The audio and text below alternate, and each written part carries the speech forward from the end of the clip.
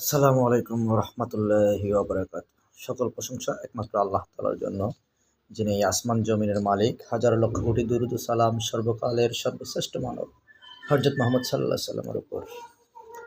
আজ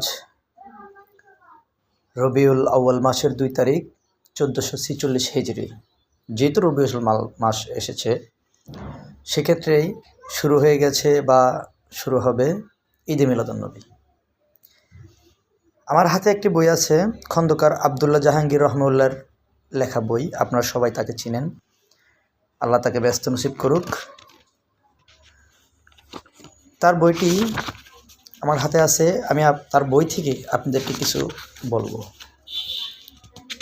ঈদে মিলাদুন্নবী আপনারা যারা পালন করেন, আবদুল্লাহ জাহাঙ্গীর রহমাউল্লাহর বইটির নাম হচ্ছে ঈদে মিলাদুন্নবী। বইটির নামই ঈদে মিলাদুন্নবী। এই বইয়ের ৯ নম্বর পৃষ্ঠায় তিনি উল্লেখ করছেন, রাসূলুল্লাহ সাল্লাল্লাহু আলাইহি সাল্লামের জন্মদিন হাদিসে উল্লেখ নেই। কারো মতে তার জন্ম তারিখ ১২টি তারিখে করেছেন, কেউ করেছেন ১২ তারিখ, মানে ১২ জনের ১২টি মত এখানে দিয়েছেন। কারো মতে তার জন্মদিন অজ্ঞতা, তা জানা নেই এবং জানা সম্ভব নয়। তিনি সোমবার জন্মগ্রহণ করেছেন, এটুকুই শুধু জানা যায়। জন্ম মাস বা তারিখ তা জানা যায় না। এ বিষয়ে কোনো আলোচনা তার অভ্যন্তরে মনে করেন। কারো কারো মতে তিনি মুহররম মাসে জন্মগ্রহণ করেছেন, অন্য মতে তিনি সফর মাসে জন্মগ্রহণ করেছেন। তবে যে বিষয়টি নিয়ে আলোচনা করব সেটি হচ্ছে এই ঈদে মিলাদুন্নবী প্রথম কারা শুরু করেছেন, কোত্থেকে শুরু হয়েছে। রাসূল সাল্লাল্লাহু আলাইহি সাল্লামের ওফাতের পর, বা যদি বলি হিজরি ৩০০ বছরে কেউ এই ঈদে মিলাদুন্নবী পালন করেননি। তবে প্রায় ৩৫০ বছর যখন কাছাকাছি হয়েছে, তখন শিয়ারা এটা পালন করার শুরু করলেন। কীভাবে পালন করলেন সেটাই বই থেকে আপনাদেরকে আমি জানাচ্ছি। দুই ঈদের বাইরে কোনো দিবসকে সামাজিকভাবে উদযাপন শুরু হয় হিজরির ৪র্থ শতাব্দীর মাঝামাঝি, অতএব ৪০০ হিজরির মাঝামাঝি থেকে। শিয়াদের উদ্যোগে সর্বপ্রথম ৩৫২ হিজরিতে এবং ৯৬৩ খ্রিস্টানে বাগদাদে আব্বাসি খলিফার প্রধান শাসক ও রাষ্ট্রের প্রধান নিয়ন্ত্রক বনি বুহাইর শিয়া শাসক মুইজুদ্দুল ১০ই মুহররম আশুরাকে শোক দিবস ও জিলহজ মাসের ৮ তারিখে গাদির মোক দিবস, ঈদ ও উৎসব দিবস হিসেবে পালন করার নির্দেশ দেন। তার নির্দেশে এই দুই দিবস সামাজিক ও রাষ্ট্রীয় মর্যাদার সাথে পালন করা হয়। যদিও শুধুমাত্র শিয়ারাই এই দুই দিবস পালনে অংশগ্রহণ করেন, তবুও তা সামাজিক রূপ গ্রহণ করে, কারণ রাষ্ট্রীয় পোশাকতায় ফলে আহলুস সুন্নাহ ওয়াল জামাতের সংখ্যাগরিষ্ঠতা মানুষ প্রথম বৎসরে এই উদযাপনে বাধা দিতে পারেননি। পরবর্তী যুগে যতদিন শিয়াদের প্রতিপত্তি ছিল, এই দুই দিবস উদযাপন করা হয়, যদিও তার মাঝে মাঝে শিয়া সুন্নি ভয়ঙ্কর সংঘাত ও গৃহযুদ্ধের কারণ হয়ে দাঁড়ায়। ঈদে মিলাদুন্নবী উদযাপন করার ক্ষেত্রে শিয়াগণ আগ্রহী ভূমিকা পালন করেন। ওবাইদ বংশের রাফিজি ইসমাইলি শিয়াগণ ফাতিমি বংশের নামে আফ্রিকার উত্তরাংশে রাজত্ব স্থাপন করেন। ৩৫৮ হিজরি ৯৬৯ খ্রিস্টাব্দে তারা মিশর দখল করেন, তাকে ফাতিমি রাষ্ট্রের কেন্দ্র হিসেবে গড়ে তোলেন এবং পরবর্তী ২ শতাব্দী ও অধিককাল মিশরে তাদের শাসন ও কর্তৃত্ব বজায় থাকে। গাজী সালাউদ্দিন আইয়ুবী, তার নাম আপনারা অনেকেই জানেন। গাজী সালাউদ্দিন আইয়ুবী মিশরের নিয়ন্ত্রণ গ্রহণের মাধ্যমেই ৫৬৭ হিজরিতে ১১৭২ খ্রিস্টাব্দে মিশরের ফাতিমি শিয়া বংশের সমাপ্তি ঘটে। এই ২ শতাব্দীর শাসনকালে মিশরের ইসমাইলি শিয়া শাসকগণ রাষ্ট্রীয় মর্যাদায় ২ ঈদ ছাড়াও আরও বিভিন্ন ঈদ পালন করতে করতেন, তার মধ্যে অধিকাংশই ছিল জন্মদিন।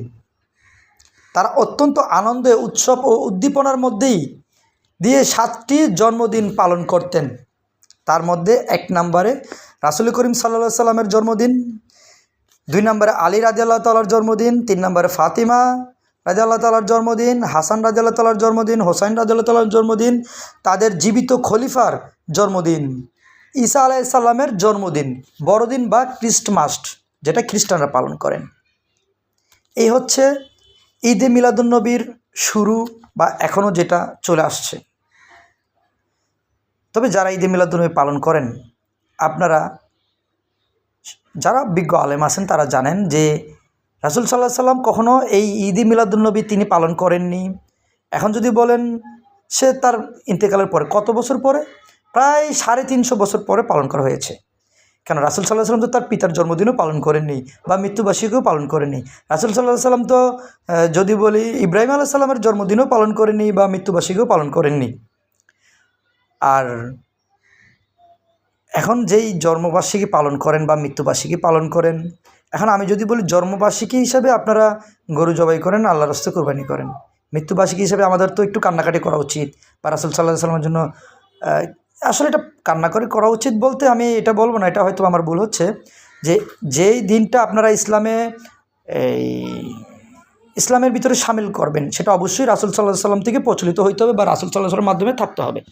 তবে আমাদের সে সম্পর্কে আমরা কোরআন ও হাদিসের মাধ্যমে কোনো কিছু পাই না। আর যদিও বিভিন্ন আলেমগণ মতামত দেয়, সঠিক কোনো তথ্য পাওয়া যায়নি যে রাসূল সাল্লাল্লাহু আলাইহি সাল্লামের জন্মদিন কোন দিন সে জন্মগ্রহণ করেছেন। তবে তার মাসও কিন্তু পাওয়া যায়নি, বার পাওয়া গেছে যে সোমবার তিনি জন্মগ্রহণ করেছেন, সোমবার হিজরত করেছেন, সোমবার মদিনায় এসে পৌঁছেছেন, হ্যাঁ, সোমবার আসওয়াতে উনি উত্তোলন করেছেন, এবং বিভিন্নভাবে বিভিন্ন এই দিনটিকে বিভিন্ন সম্মানিত দিন হিসাবে রাসূল সাল্লাল্লাহু আলাইহি সাল্লাম এই দিনে রোজা রাখতেন। বৃহস্পতিবার রোজা রাখতেন, কারণ সপ্তাহের এই দিনই পুরো সপ্তাহের আমলনামা আল্লাহ তাআলার কাছে ফেরেশতা পৌঁছে দিতেন। তবে যারা ঈদে মিলাদুন্নবী পালন করেন, আমি অধিকাংশই দেখেছি, অধিকাংশ জায়গায় মানে দেখেছি যে তারা চাঁদা তুলে গরু কিনেন বা ঈদে মিলাদুন্নবী পালন করেন। যারা 500 টাকা 1000 টাকা চাঁদা দেন, এখন তো চাঁদার বৃদ্ধি পেয়েছে, যেমন 1500 টাকা, তাদের ঘরেই দেখা যায় মাংস, ডাল, ভাত পৌঁছায়। আর যারা একদম সারা রাত জেগে এই আপনার এই যে ঈদে মিলাদুন্নবীর যে প্রোগ্রামগুলো হয় সেগুলো দেখেছেন বা বসেছিলেন, এই সারা রাত পরিশ্রম করার পরে তাদেরকেও দেওয়া হয় খাবার। কিছু কিছু জায়গায় দেখা গেছে যে গরিবদের, রিস্কওয়ালাদেরকেও আপনারা খাবার দিয়েছেন। হ্যাঁ, খাবার তো খাওয়াতেই পারেন, খাবার সবাই দিতেই পারেন, সেটা ঠিক আছে। কিন্তু ঈদে মিলাদুন্নবী পালন করবেন সেটা তো অবশ্যই আমাদের একটু যাচাই বাছাই করা উচিত বা দেখা উচিত যে আসলেই এটা কোত্থেকে আসলো, কীভাবে আসলো, এটার আকীদা, মানহাজ সব আমাদের জানা উচিত। যাই হোক, এই ব্যাপারে আর আমি বেশি কিছু বলবো না। আমি যা কিছু বলেছি সেটা হচ্ছে আব্দুল্লাহ জাহাঙ্গীর রহিমউল্লাহর বই থেকে বলেছি। এখানে যদি কোনো ভুল ত্রুটি হয়ে থাকে দয়া করে আমি দায়ী থাকবো না, কারণ এই বইটা আমার হাতে আছে। যেহেতু সামনের ক্যামেরা, তাহলে আপনারা নামটা ভালো করে পড়তে পারবেন না, তারপরেও একটু দেখে যদি যারা বুঝে পড়তে পারেন দেখেন। আব্দুল্লাহ জাহাঙ্গীর খন্দকার, ডক্টর খন্দকার আব্দুল্লাহ জাহাঙ্গীর রহিমউল্লাহর বইটির নাম হচ্ছে ঈদে মিলাদুন্নবী। এই বইয়ের আমি আপনাদেরকে মানে যা বললাম সেটা হচ্ছে এই বইয়ের 14 নম্বর পৃষ্ঠা থেকে বললাম। তারপর হচ্ছে সম্ভবত 14 নম্বর পৃষ্ঠায় মানে সব কিছু উল্লেখ করা আছে, এবং 7 নম্বর পৃষ্ঠায়, 9 নম্বর পৃষ্ঠায় আপনারা দেখতে পারবেন। ঠিক আছে, আল্লাহ সকলকে সঠিক জ্ঞান দান করুক, সকলকে সঠিক বুঝ দান করুক, আল্লাহ সকলকে হেফাজত রাখুক। আসসালামু আলাইকুম ওয়া রাহমাতুল্লাহ।